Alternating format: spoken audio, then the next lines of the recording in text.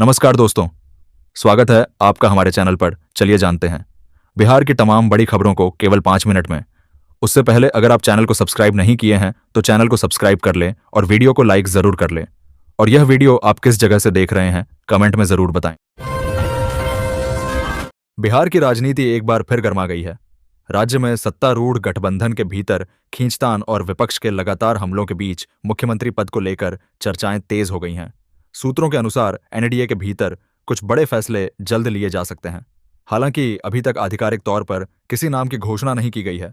राजनीतिक विश्लेषकों का मानना है कि आगामी चुनावों को ध्यान में रखते हुए गठबंधन अपने चेहरे और रणनीति में बदलाव कर सकता है। वहीं विपक्ष लगातार सरकार पर निशाना साध रहा है और राज्य में बढ़ते अपराध, बेरोजगारी और महंगाई को मुद्दा बना रहा है। नेता प्रतिपक्ष तेजस्वी यादव ने मुख्यमंत्री और उप मुख्यमंत्री को खुली चुनौती देते हुए कहा है कि अगर सरकार में दम है तो जनता के मुद्दों पर खुली बहस करे।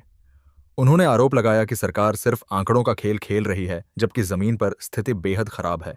तेजस्वी ने बेरोजगारी, शिक्षा और स्वास्थ्य व्यवस्था को लेकर कई सवाल उठाए और कहा कि सरकार इन मुद्दों पर जवाब देने से बच रही है। उनके इस बयान के बाद राजनीतिक माहौल और गर्मा गया है।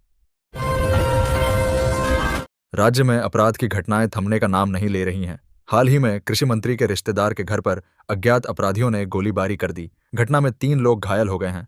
स्थानीय लोगों के अनुसार अपराधियों ने पहले पथराव किया और फिर फायरिंग शुरू कर दी। पुलिस ने मौके पर पहुंचकर जांच शुरू कर दी है, लेकिन अभी तक किसी की गिरफ्तारी नहीं हुई है। इस घटना के बाद कानून व्यवस्था को लेकर विपक्ष ने सरकार को घेरना शुरू कर दिया है। पलामू पुलिस ने एक बड़ी सफलता हासिल करते हुए कुख्यात अपराधी फैज खान को मुठभेड़ के बाद गिरफ्तार कर लिया है। बताया जा रहा है कि आरोपी लंबे समय से फरार था और कई गंभीर मामलों में वांछित था। पुलिस के अनुसार आरोपी बिहार भागने की फिराक में था, लेकिन समय रहते उसे पकड़ लिया गया। इस कार्रवाई को पुलिस की बड़ी उपलब्धि माना जा रहा है। बिहार में बढ़ती गर्मी और लू के खतरे को देखते हुए सरकार ने बड़ा फैसला लिया है। अब राज्य के सभी आंगनबाड़ी केंद्र सुबह 7:30 बजे से दोपहर 11:30 बजे तक ही संचालित होंगे। इस फैसले का उद्देश्य बच्चों और महिलाओं को तेज गर्मी से बचाना है। मौसम विभाग ने अगले कुछ दिनों में तापमान और बढ़ने की चेतावनी दी है। राज्य में 1 अप्रैल से बिजली बिलिंग सिस्टम में बड़ा बदलाव किया गया है। अब दिन के समय बिजली सस्ती और शाम के समय महंगी होगी। यह नई व्यवस्था स्मार्ट प्रीपेड मीटर उपभोक्ताओं पर लागू होगी। सरकार का कहना है कि इससे बिजली की खपत संतुलित होगी और पीक टाइम में लोड कम होगा। हालांकि उपभोक्ताओं में इस फैसले को लेकर मिलीजुली प्रतिक्रिया देखी जा रही है। राज्य के कई जिलों में मौसम की मार से किसानों को भारी नुकसान हुआ है।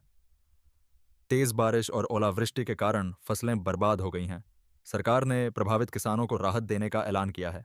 प्रशासन को निर्देश दिया गया है कि नुकसान का आकलन कर जल्द से जल्द मुआवजा दिया जाए।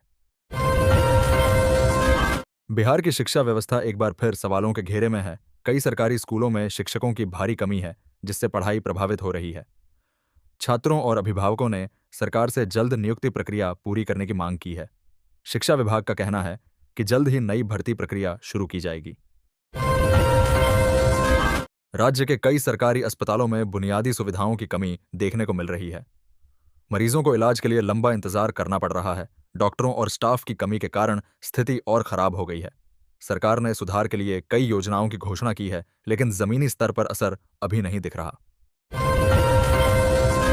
बिहार में बेरोजगारी एक बड़ी समस्या बनी हुई है। लाखों युवा नौकरी की तलाश में भटक रहे हैं।